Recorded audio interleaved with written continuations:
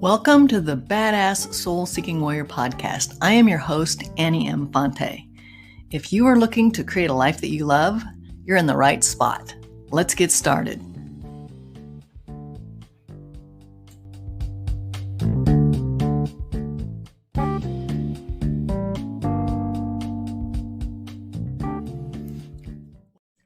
Hello, everyone. I'm really looking forward to the conversation I'm going to have today with Delia Perry. She is the founder of Girls4Greatness. Delia was born and raised in a very small town in rural Iowa, and she admits that she was blessed with a great upbringing and a relatively normal childhood. However, when she left her small world of familiarity and headed to college, she had to endure some tough experiences that wreaked havoc on her self-esteem and left her confused about who she really was. Those experiences left her wondering for years why she struggled so much with her self-esteem, habits, and thought processes. She has since been on an amazing journey of self-discovery and self-improvement for what seems like the majority of her adult life. And somewhere along the line, she created Girls4Greatness. The mission of her organization is to inspire you to rock a life empowered by your own greatness. Delia, thanks for taking some time to join us today. Of course, Annie, it's my pleasure. And thank you for asking me. I'm really excited about this. I really appreciate it. I know you have a full plate with all that you're doing with Girls4Greatness, and you have a husband and 2 children. So life is busy for you. Yes, it is. It is. Well, we're going to get to what inspired you to start Girls4Greatness in a few minutes, but let's start at the beginning. Can you share some or one of your tough experiences that you encountered that when you left your small community and started down this road? Yeah, sure. So like you said, I mean, I had a relatively normal upbringing, grew up in a small town, had, a great high school experience, so to speak. I was an athlete and went to college actually on a college volleyball and softball scholarship. So, I, kind of dove headfirst into sports always, and it was no different for me in college, and made some really great friends there as well. But I think for the first time in my life in college, I really just became aware of things like my body image and how that related to me athletically, my ability in sports, coinciding that with my weight or how much I exercised, or just things like that, that really were things that I quite honestly didn't think a lot about in high school, whether that was because I was in a small town or maybe it was just probably the times at the time. It was nothing like it was today because there was no social media. I didn't have a phone. I mean, that never existed. It was back in the 90s. So yeah, it was very different, but it still, is part of my journey, part of my story. And I just had some experiences in my collegiate career with coaches that I had that just was difficult for me to understand that my weight, my how much I worked out, whatever it was, that was not who I was. It seemed like it at the time, but it seemed like so much of my world was packed around all of those things. And whether that be because of athletics or just my own self-sabotage, my own inability to not compare myself to my peers or to my friends, it was just kind of led to this spiral for me mentally that took a really long time for me to kind of work out of. And how did you, I guess the question is, was there a time in your journey where you had an experience of an aha moment, where you had some sudden insight or an epiphany or a discovery of some sort? Because you made a decision at some point that wasn't okay, living and thinking like that and having some of those habits and lack of self-esteem. So it Yeah. It wasn't that long ago. It was probably 3-4 years ago, I want to say, where I had always done a lot of work on myself post-college. I started kind of in this self-development realm that I kind of got into. And I learned along the way, obviously, and was, slowly changing my thinking. But it really wasn't until I attended a conference actually in the Columbus area that really was very hands-on. It wasn't just going and like listening to speakers and being encouraged and motivated and challenged to think of my own thought process. It was doing more deep internal work that was done with dialogue, with different coaches around. I mean, it was an emotional intelligence course. So it really helped me to understand, I think, how I was running these negative, so to speak, tapes over and over in my mind that I realized that I needed to change. I needed to take ownership of my part in that and kind of stop feeling like, I am the way I am, or I think the way I think because of this situation or because of this person or that person. It was more me taking responsibility and then learning to say, I don't have to think this way anymore. I can change the way I think. I can change the way I live my life, so to speak. Yeah, I always say we're one decision away from changing our life. Yes. Sounds like that's what happened for you. I'm curious how your relationships with girlfriends, friends, your husband, your children has evolved as a result of that discovery.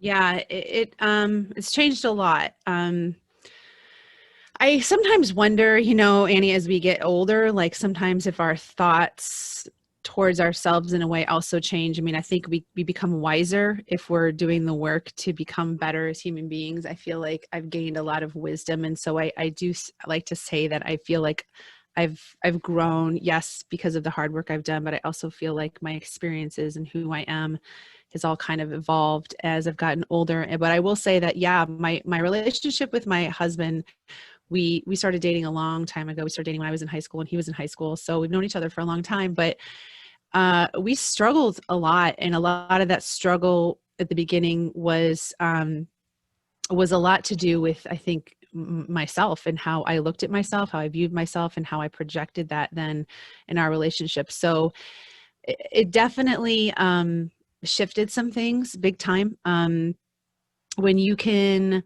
look at yourself in a different way and just be proud of who you are because of the person you are, not so much the outward appearance, and or being so fixated on that or being worried about comparing yourself or whatever, that changes your whole internal world and how you view yourself and how you view your ability to function as, I think, not just a human being, but a friend, a mother, a wife, all of it. I'm curious, this course, this conference you went to at obviously had a great impact on this pivot in your life. Do you have one or two tools that you garnered as a result of attending that might be useful for our audience to know about, as how they could maybe go through some transitions in their own lives? Sure. Yeah, there was a lot. There was a lot there. It was a multi-day conference that I went to or experience, but I think, um, I think two things really stand out to me. One is, like I was talking about before, realizing that you are not the experiences you've had or the challenges you've gone through. Those are not what define you, but it's who you are as a person and what's at the heart of who you are. I think so often we let those things that we struggle with, or those things that we have to overcome, define who we are, and we take on um, the negative effects of that, whatever that is for anyone. And I know so many have been through so much worse than what I've been through, but that was a huge lesson for me, and something that I think everybody can learn from is that, you know, blaming others and not accepting your responsibility, whatever that is, not maybe in what happened, but in what you took from that situation, in your thought process. That's always or what I've come to learn is that that's on no one else but me. And that was a huge pivotal shift, and something that I think everyone, can learn from. And the other thing was that you have to really watch your words, to really watch what you're telling yourself.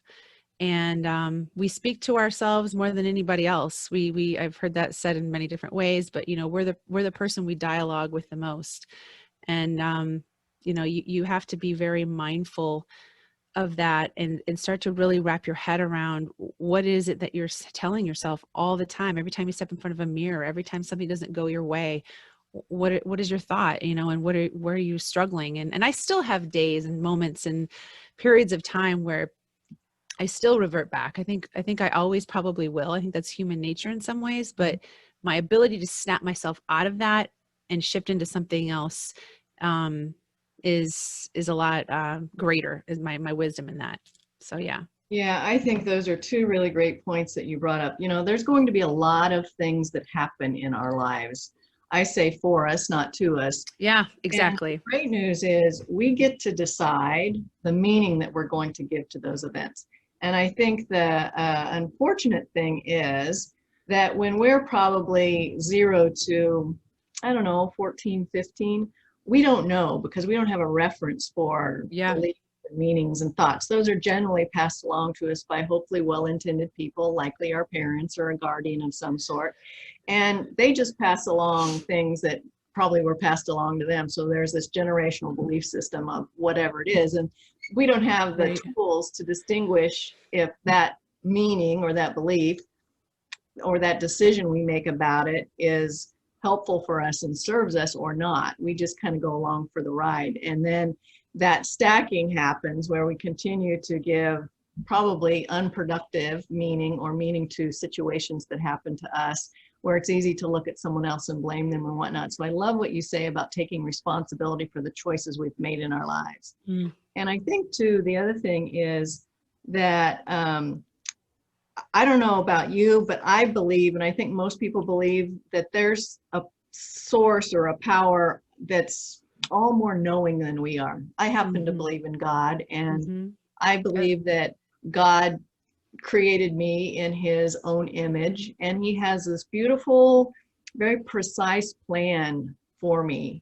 And if I can step away long enough to see and listen to the signs along the way and believe that some of those roadblocks, that situation you faced in college with your coaches, those were put there for a reason.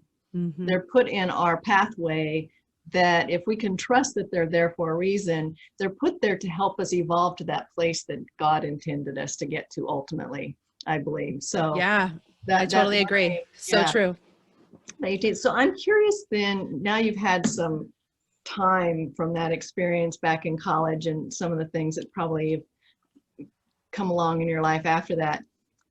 How has that experience turned into a gift for you? Because I teach a live and online course, and I came up with these 10 lines in the sand for myself years ago when I was going through a redesign of my own life. And one of the lines is view every experience as a gift, because I think Mm. ultimately it is. So if having some hindsight, what has been the gift in those experiences you had to endure early on? Yeah, there's there's been a lot. I think perspective on just the whole issue of self-esteem and how important that is, I think, to every woman. I think some women, have varying degrees of how they work through that. I think we all have our own issues at certain times in our life. So that's definitely something, I think, and I see that across the board. It doesn't matter whether it's someone who appears to have it all together, they're fit, they're whatever, they can struggle just as much as the person who, maybe in our eyes of the world has a bigger issue, whether that be with weight or it has to do with, whatever it is in their life, or they've been through, a situation that's been really, really difficult. Um, so it's perspective, I think, in realizing that across the board, that's something that's relatable. It's been a gift, I think, as I now, parent my own daughter who's in her teens and who, yes, is going through a very different upbringing than I did, in the sense of media and, phones and all of the internet and all of that. But I think the principles there, the messages are still the same, in the sense that, it's about who you are as a human being. It's not, all about outward appearance and all of those things. And not to say that, fitness and health and all of that isn't important, because I'm a huge believer in that as well. But when it becomes something that overtakes you, or something that you're constantly consumed with, there's a big difference. So, Yes, yeah. because you hang so much of your identity on an exterior focus versus Yeah. living life from the inside out. Right. Yeah. Right. So that leads me, talk to me about what inspired you to create Girls for Greatness. How did that come about? Well, I kind of, like I said, I kind of had a fitness mindset background, and I was doing some coaching that focused more on those sides of nutrition and fitness. But I was realizing that the more women I worked with, the more I was seeing that a lot of their struggles, like mine, were internal. And I had always felt this pull or this tug to want to be someone who's inspiring and motivating and positive. And I wanted to find a way to channel that in a way that was going to, reach as many people as possible. And so I kind of, at first, Girls for Greatness was going to be some sort of blog. And there is a blog still up on the site, but it's primarily now obviously podcast focused. And it was just a great way for me to highlight the stories of other women, what they've overcome, their struggles, as well as share my own thoughts, in the hopes of inspiring other people to do whatever it takes for them to live their best life as well. And you started the podcast when? I started that in July of 2018. July of 2018, because I will tell all of our listeners that you got over a really good goal of getting to 100. You're now at 102 podcasts, and I'm sure there's a lot Yeah. more to come Yeah. with that. Yeah. Because you speak to women, I'm curious, are there common threads through the conversations you have with these women on your podcast? Are there things that they've all struggled to overcome, or that they're striving for, or that they have a belief about it? Because you've now talked to 102 pretty Yeah. powerful, badass women. What have you Yeah. found out by talking to them? Well, I've learned a lot from every single one that I've had. That's for dang sure. But I think, like I was talking about earlier, and I've said, I think a real common theme is that all of these women have chosen to not stay stuck in their past, not stay stuck in whatever obstacle that they've had.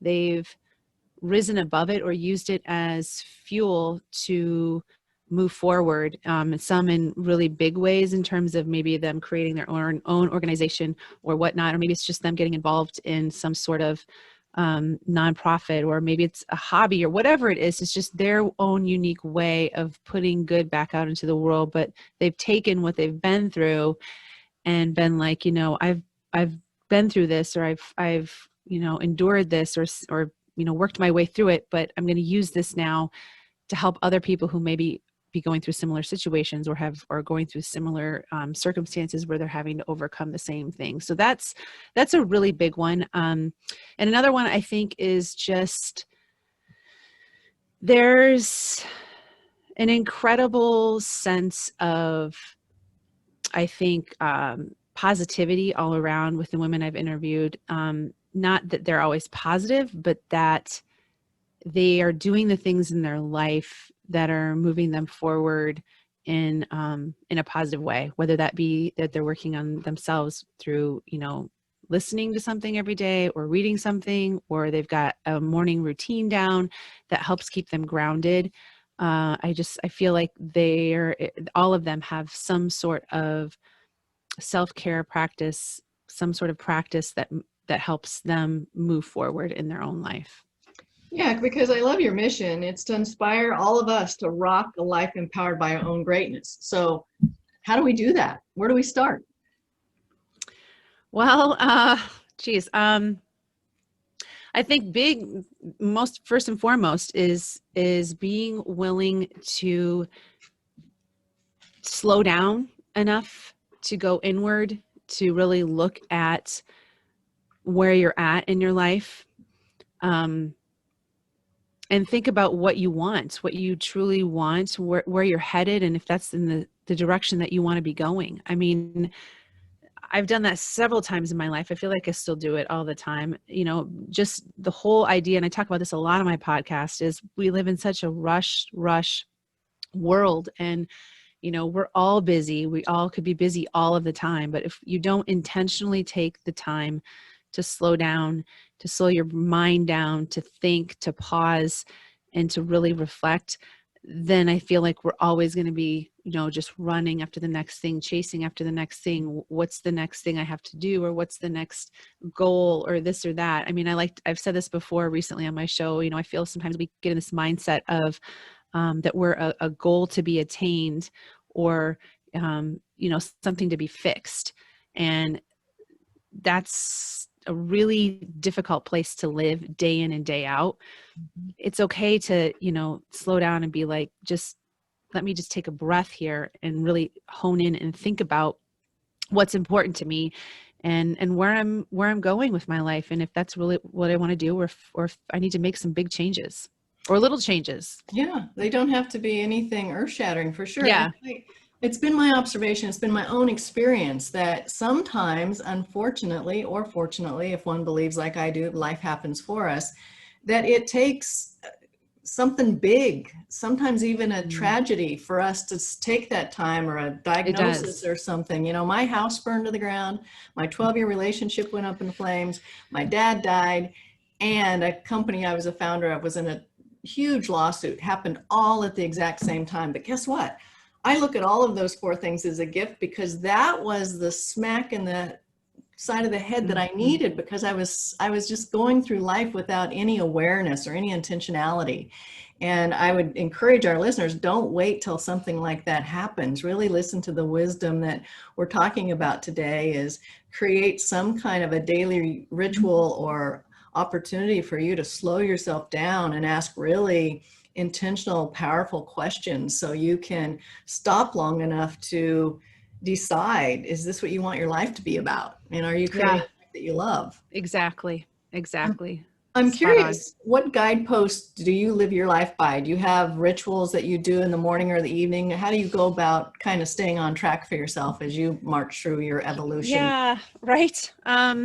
Well, I feel like that's kind of been turned upside down in some ways over the last couple months, but I know what grounds me and what, keeps me sane, so to speak, and keeps me on the right track. And yes, I do. I've always been a big believer in morning routine, whether I, I have times where I take a break from that. I always seem to come back to it because I know that's what works best for me. And for me, it's just, taking, like you said, time to quiet myself, whether that be something I read every morning, or I have a planner that I use kind of as a planner / journal, where I'll write out 3 things that I'm grateful for. I usually write out my intentions for the day, not just in what I want to do, but in who I want to be. That's been really important for me. And then just moving my body, exercising is always been a big outlet for me. And yeah, I sometimes feel like if it wasn't for that, I'd be in a really, really bad place still because of the stressors and everything else, especially now that are going on. So yeah, those 3 things. I think that's a good reminder for all of us, because not just here in our country, but all over the world, we were put in a big, long, giant timeout. And as it started, I did a lot of videos on social media, and I said, now's an opportunity. Whether you were wanting it or not, you have this opportunity to stop. You have time you probably would have otherwise not chosen for yourself or taken for yourself. The real question to live in, was my suggestion to people, is how do you want to walk out the other side of this? Who do you want to be on the other side of this? How do you want to show up on the other side of this? How do you want to treat others on the other side of this? And to really live in those powerful questions, so your day-to-day intentional and inspired actions lead you to that end. So true. That's so true. I actually just read an email yesterday. I don't know how many of your listeners are Mel Robbins fans, but I'm a huge fan of Mel Robbins. And she had an email that came out where she actually mentioned that, we're 70 some days away from the new year, and that it's not like January 1st is going to hit right now and everything is magically going to go back to the way it was. It's almost like we have to stop saying when things go back to normal, because this could be a new normal. And we're all wasting a lot of time and energy by being so focused on the way things were instead of on where we're going and where we're headed, and what do we want to accomplish before the year's end? What do we want to accomplish beyond that? So it was just a great reminder in all of that. Yeah, living in those powerful mindsets of what's possible versus Yeah. what, what do I have versus what I don't have. Exactly. The opportunities versus what opportunities did I, quote, miss out on, or were in your mind stolen from you as a result of this. That mindset is such a huge difference. So true. Yeah. What's your biggest fear and how do you manage it? Oh gosh, that's a good question. This is a question for our whole audience here, because sometimes you're afraid to even ask yourself that question, right? So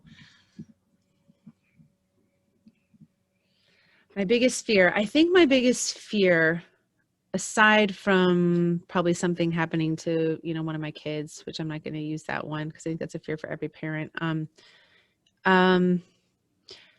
I think it's not fully living up to my potential, that I will, miss an opportunity or become numb to something that I really need to work on, or something. I'm not that perfection is the goal, because I don't believe any of us are perfect. I think it's all about this journey that we're all on, this life journey. But I think it's just wanting to reach my full potential as a mother, as a wife, as someone who's putting good out into the world. And I think I manage that by just doing something every day to become a little bit better. I really believe that it is the small steps that add up. It's the small decisions. And I think that's just a great way to live, is every day to do something to better yourself. And it doesn't have to be huge. Maybe it's just reading for 5 minutes, or deciding to, do one thing instead of another in terms of your habits, maybe making a small shift, whatever it is. I think that's important. Yes, I agree with that so much. I was having a conversation with a friend of mine yesterday, and he asked me about this fear thing. And I said, you know what? My life really changed the day I allowed fear to be my friend. I allowed fear a seat at the table. As a matter of fact, I said, I need to go find a fun, funky chair that I can paint and put fear on it. And just, you can have a seat at the table. It doesn't mean you're going to pull me over to sit in your fear, in who you are and what you might represent. Right. So just recognizing it, okay, you're there. I see you. It's okay. You can be there. And guess what? I'm not going to plug into you.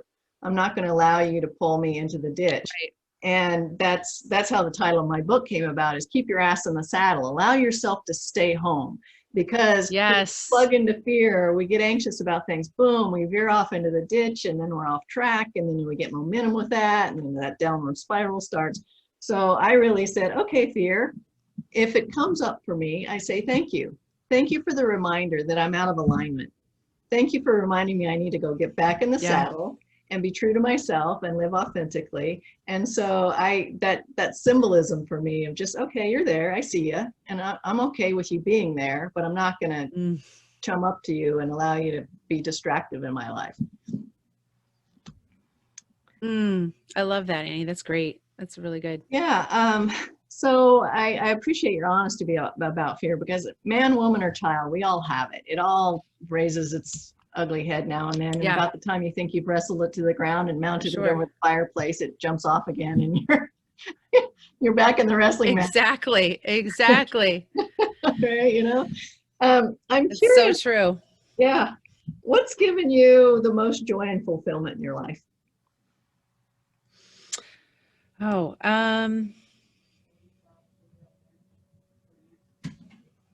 I think having excuse me, I'm scuttling on my words. I think having a mindset of being others focused, whether that's my kids, my husband, um, just having that mindset as I go about my day with anyone I encounter, with my friends.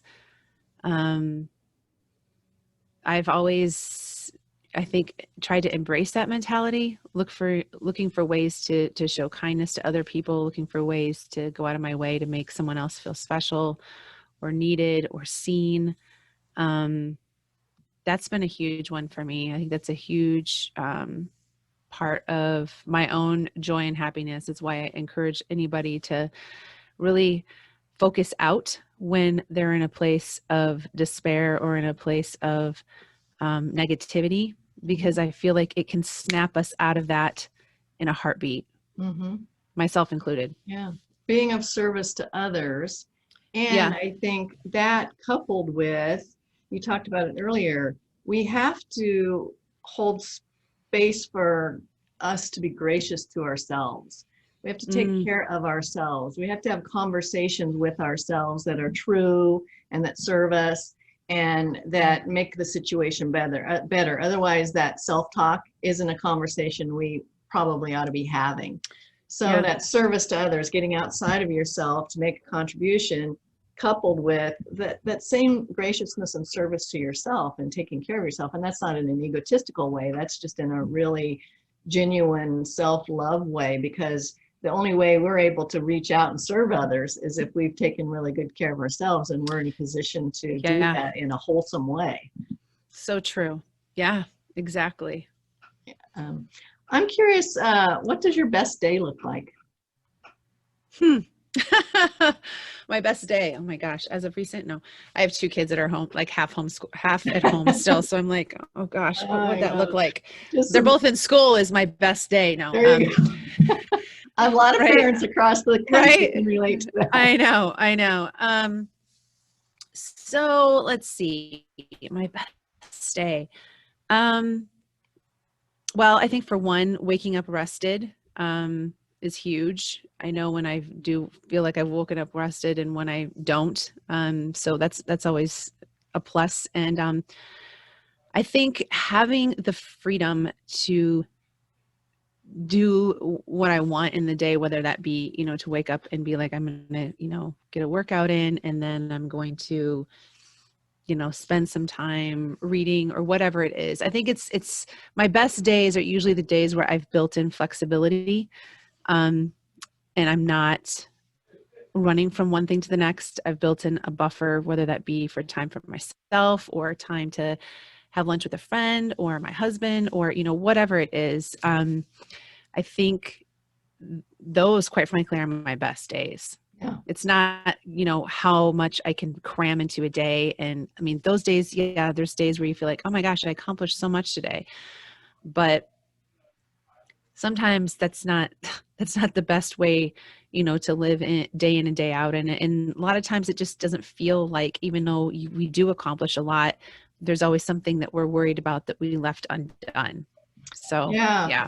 Oftentimes less is more. Right. Exactly. We can keep that perspective for sure. Who or what's inspiring you right now? You reading any good books, listening to good podcasts other than your own that you're listening to the Galaxy? Well, yeah. I have so many podcasts that I really enjoy. I am a huge fan of Jay Shetty and his podcast On Purpose. I know he was actually just on a podcast with Lewis Howes about his book, his most recent book called Think Like a Monk, right? Which I want to read. But I'm not necessarily reading. I feel like I'm reading lots of different things all the time, but I do have a book that I read every morning that I'm a huge fan of. And it's my second year reading, and it's called The Book of Awakening by Mark Nepo. And that is just a fantastic book. It's not necessarily faith-based, which I read as well, but it's more just about mindset and how to live your day with more gratitude and more appreciation for wherever you're at in the moment. Mhm. And they're real short readings, but it's a fantastic book. It was recommended by Mel Robbins. Actually, her husband's been reading it for like 15 years straight. He reads it every year. And so it's a really great read, really great thing to incorporate in your day. I'll include that in the show notes. The author's name again is Mark what? Mark Nepo or Nepo, it's Nepo. Okay, great. Yep. I love suggestions like that, and I know our Yeah. listeners do as well. What's something you would like me to ask you that I didn't know enough to ask? Oh gosh. um wow. I think you asked some great questions. I can't think of anything that you didn't touch on. I mean, um, I just feel like we're in this amazing time in history where, quite frankly, I don't care who you are. I think we've all struggled. I'm myself included, big Yes, time. I yes. feel like I've been on a roller coaster for 7 months.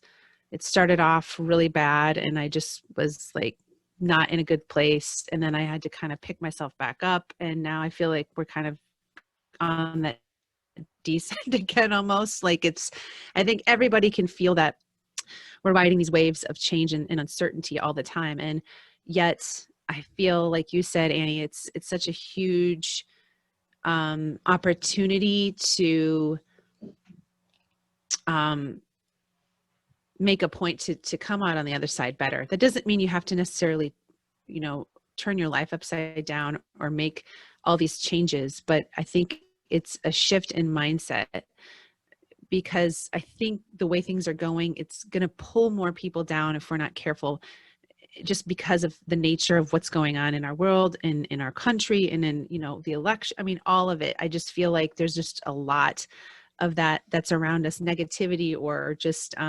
stress and pressure that's around us. But if we can more or less adopt a mentality that we're going to choose to be, positive, or choose to embrace whatever's thrown our way with grace and gratitude, um, that's a huge opportunity to make a shift. Right. And I think how we be in the world has huge impact. I make it a goal Yeah. to myself each day uh, to put a smile on a face. Yeah. Whether it's the cutest lady in the grocery store with her hat that matches her dress, that matches her pocketbook, and she just looks adorable, and I say, "Oh my gosh, you look lovely today," or it's a mom that's just got kids on her, and you Yeah. can tell she's just on her last nerve, and just to say, hang in there, you're doing a brilliant job. Something Yeah. to give somebody that opportunity to feel like they matter. Yes. Yes. I agree. I'm curious, so 100%. you've done so much, and you're on this great path. I'm curious, what's next for you? You have a book in you? Do you have I don't know, a, a podcast guest you want to Yeah. get? Maybe? Right. I, to be honest, right now, I am trying to just stay really in tune with my community that I'm serving on, online, my Girls4Greatness community. I have a group called In It Together on Facebook. And that's kind of women who are wanting to dive a little bit deeper. And that group, was made of some great women, and trying to just serve them the best way I can. And to, of course, stay on top of turning out great content for people to listen to. That's really my focus. I think because I have so many other things going on within my home right now with my kids and all of that.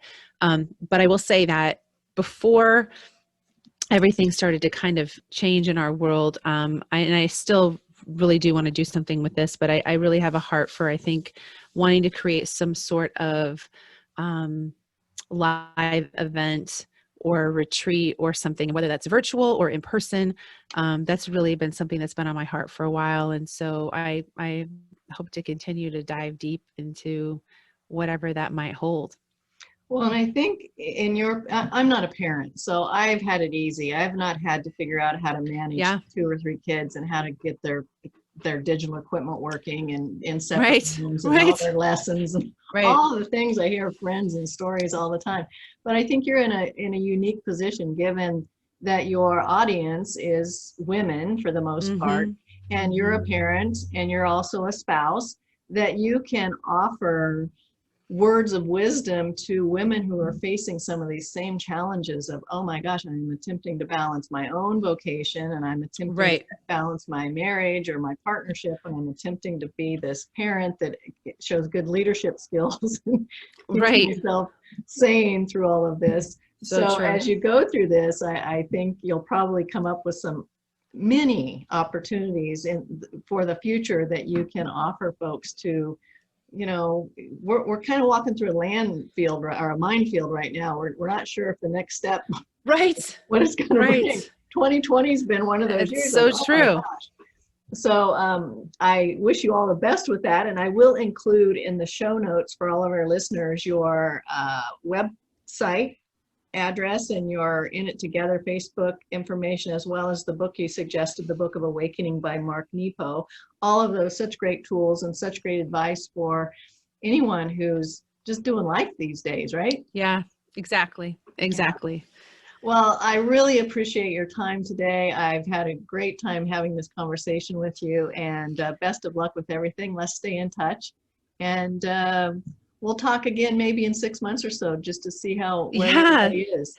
that'd be awesome, Annie. Thank you so much. It's been such a pleasure to talk with you as well. And I just really appreciate the opportunity. You're welcome. So everyone, Delia is the founder of Girls4Greatness. Check all of her information out and take advantage of all of her wisdom she imparted on us today. Take good care.